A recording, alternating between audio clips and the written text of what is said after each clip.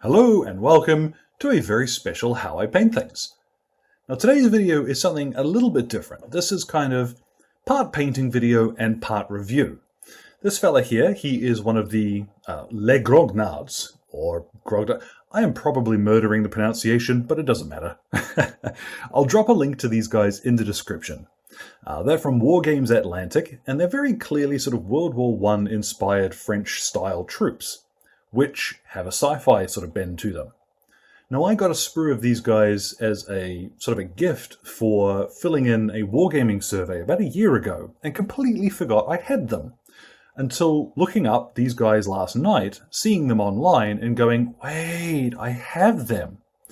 Now the full box that you would get if you were to go and purchase them comes with a bunch of variant heads. So not only have you got the Adrian-style helmet here, there's also a bearskin, a shako, and kepi as well. There are 128 heads in the box for 28 miniatures. So, you've got some choices. I, of course, I just used what I had on the sprue that was sent to me, and I had a great time painting this. So if you were looking for, you want a cheap proxy maybe for some deathcore, or you want to play something other than 40k and you just want boxes of really cool looking troops, definitely go check out the Le Grognard. And like I said, link in the description. I will also make sure that all of the paints are listed. And yeah, I've really enjoyed this. I thought this is a really cool figure. And I figured let's get started on the week with something a little unusual and have some fun. So let's get started. Now, as you can see, I've started this off with a primer spray of the Fang. If you wanted to do this by hand, or you just don't have the Fang, what you could do would be to start from a grey primer. Pretty much any grey primer will do the job, and then give this guy a couple of coats of the Fang from a pot of paint. What we're going to start with after that, though, is to dry brush him, so we can get a little bit of texture onto this coat. You might see there is actually quite a bit going on there, and we want to accentuate that.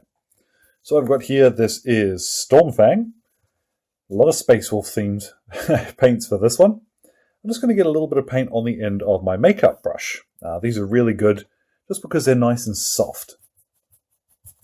So I'm going to work that into the bristles, make sure I'm not leaving very much behind, and then let's get up close and I'll start by very lightly dragging across his uniform a few times, just building up the colour. I might need a little bit more on my brush there, to be honest.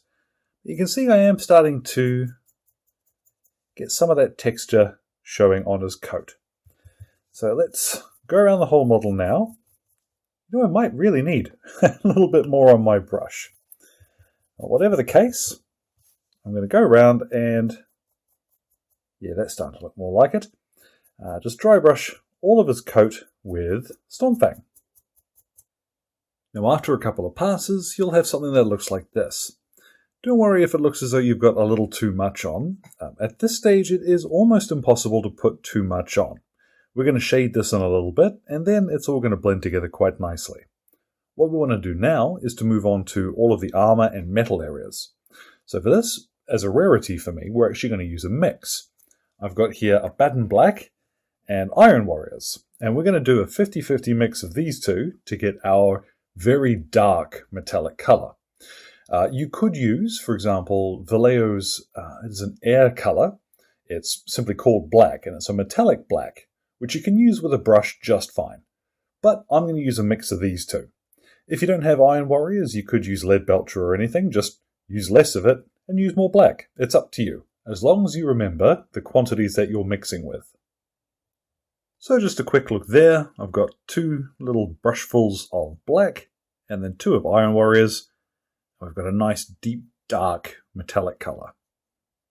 Perfect. And once you're satisfied with your armor mix, you can start applying that to all of the metal areas. So for example, on his helmet here, these shoulder pads, his chest plate and all that, the only part we really want to avoid is going to be his jacket. So if I paint over his gloves, it's not a problem. Just that nice blue we've already done that I want to avoid.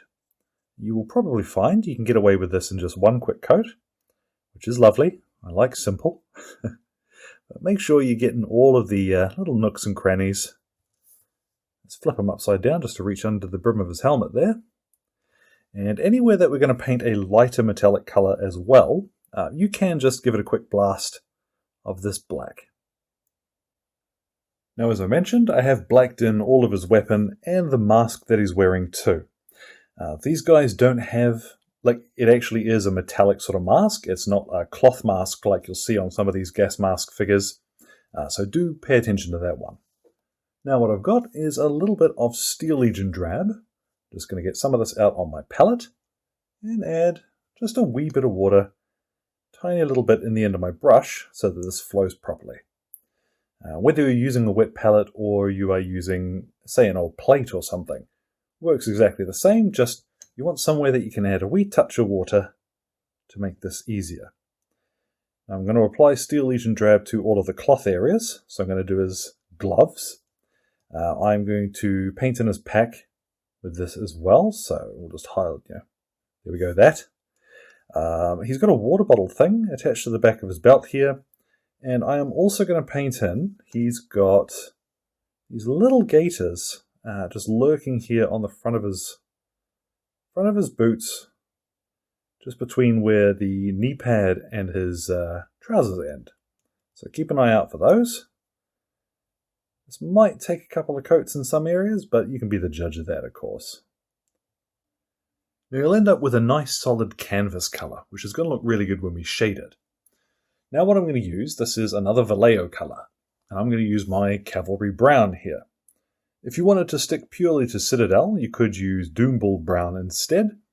This will work quite well over most of the colours that we're going to be using. So I'm going to use this for all of the leather areas. Now these packs have got some straps on the back here, so take your time and we'll fill in the straps in Cavalry Brown. I might switch to a slightly smaller brush. If you do end up getting any on this bedroll thing he's got going, don't worry too much because we are going to paint that a different colour in a little bit. But fill in any straps, pay attention to he's got these straps holding his water bottle onto the back there. And I am going to fill in the strap around his mask, because I think that'll be a good spot just to add a little bit of warmth to the front of the model without adding too many colours. Now, as well as his webbing, make sure that you are paying attention to the way his belt loops around his waist there. I've tidied up a little bit of the Steel Legion drab on the back there. What I've got now is some Iron Hand steel. And really this is up to you how much you think looks good. I'm just going to pick out a few areas that I want to be much brighter metal. So let's fill in his magazine here. Maybe a little detailing on the back of his weapon. His face mask, I did want to do that brighter. But anywhere that you want now, brighter metal or something that looks like it's just better maintained, get in and give it a coat of Iron Hand steel. Now in the end, I actually didn't add very much of that at all. Just sort of ringed the weapon, filled in his bayonet spike, and that was about it.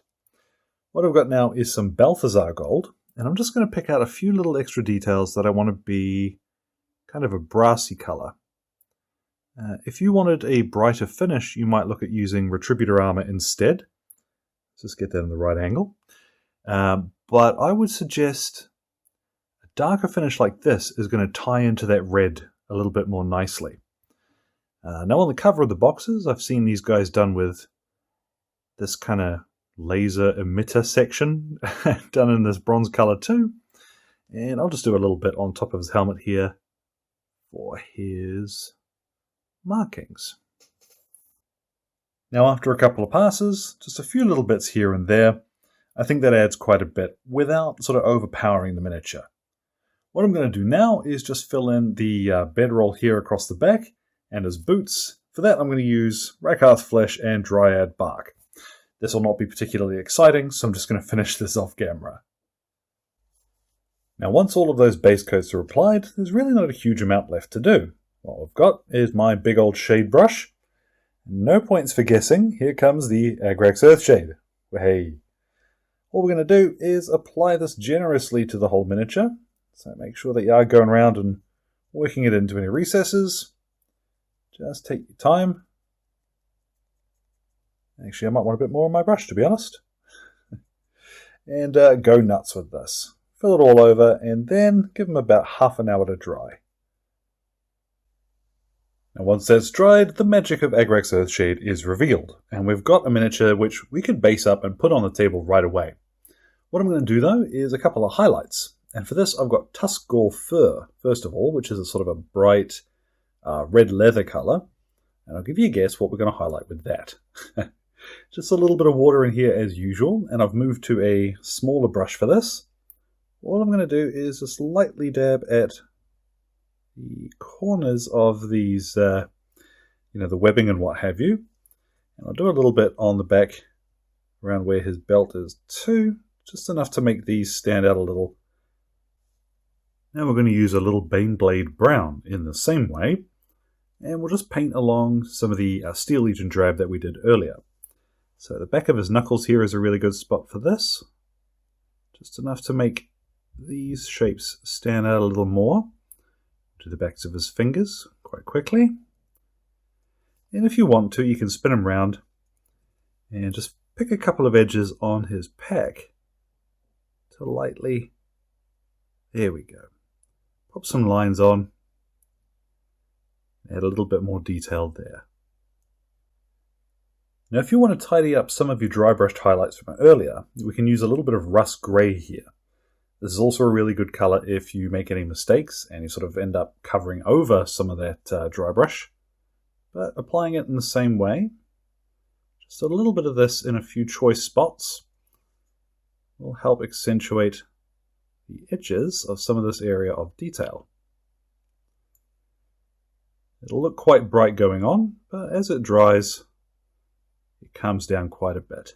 So as much or as little of this as you really like. I would suggest if you've dry brushed already, you can use that as a guide for where are the high points on this model going to be. And then we can see using that dry brush as the guide, there's a bit of a hint there on where to add a few highlights with that rust grey. I've got now a little bit of pallid witch flesh, and this is going to be fairly sparing because this will go on quite bright. I just want a few little spots on his blanket. And then with a few of those done, it's time to decide whether or not you want to actually highlight the black. Because that deep black armor looks pretty cool by itself. And of course, how do you highlight dark silver? Well, let's use a light silver.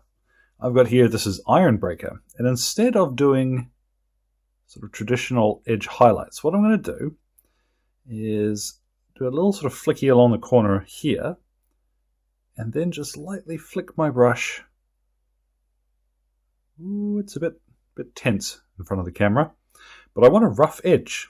So what I'm doing is making it look as though certain parts of his armor have been dinged up a little bit. So let's just flick the edge of his helmet there and turn it up, and we're going to just lightly flick a rough edge. Now I'd suggest when you first start doing this to be quite sparing with it, because it is easy to go really quickly overboard and end up with, silver armor again, which you don't really want. If you do put too much on, you can just go back to your base coats again, or you can go ahead and grab some Nuln oil and put that over the top and darken those down a bit. So I'm going to add just a couple more highlights like that. Now after applying a few dings and scrapes to the armor, I've also added a quick layer of Stirland mud to his base. What I thought might be interesting was to show you what's going to happen next. So I've got Golfag Brown, this is a dry paint, and I've got one of my dry brushes. What I'm going to do is, I'm going to be quite generous with this on the base itself. So let's apply this by dry brushing over the Stirland mud, so you get that nice little layered effect. But as I start running out of paint on my brush, I'm going to travel up the coat a little bit and start just making things look a little dirty, like he's collected some dust and grime on his travels. So you see, I don't want to add very much of this, and it's important that you do start applying this after you've sort of worked most of it onto the base. So let's go around now, and I'm going to finish off the Golfag Brown on his base. Now once you've got that Golfag Brown the way you'd like, it's time to do the same thing again with Tyrant Skull. So you'll see we'll just flick this over his base in the same way, and then start lightly. I tend to find that a sort of jabbing motion at first gives the best results, because you've got more control then over where it goes, and if too much is going on, you can just let it dry, move away from it, and add a bit more to the base to then work it out of your brush. So take your time here, and as always, it's better to have to add a little more paint than to put too much on and have it look out of place. With that dirt and grime applied, what I'm going to do to finish him off is add just a couple of grass tufts that I like. Then I'll go ahead and I'll hit him with a varnish of matte varnish from there. What is it? Vallejo. Yes. We'll use the spray can for that. And there we have it. Our Grognard is complete. Now, I think in the future, if I were to pick up a box of these guys, I would very likely use one of the heads that had an open face. I just like painting faces personally, and I'm not a huge fan of faceplates. That being said, there's nothing wrong, of course, with these kits. They're very characterful. It's just not something that I would ordinarily pick for myself, so it was a bit of a challenge to do something a bit different with them.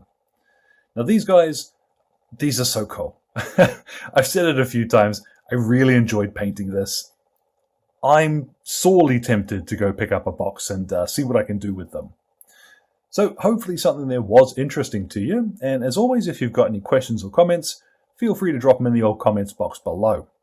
As ever, thank you very much to Exit 23 Games for the light and sound equipment, as well as all the patrons who keep me ticking over in paint and glue. Your contribution is much appreciated, especially producers Alan Nuttall, Ben Hicks, Kyrie Crawford, Trainboy, and Connor. You guys are great. So, thank you very much for your time, one and all, and you all enjoy the rest of your day.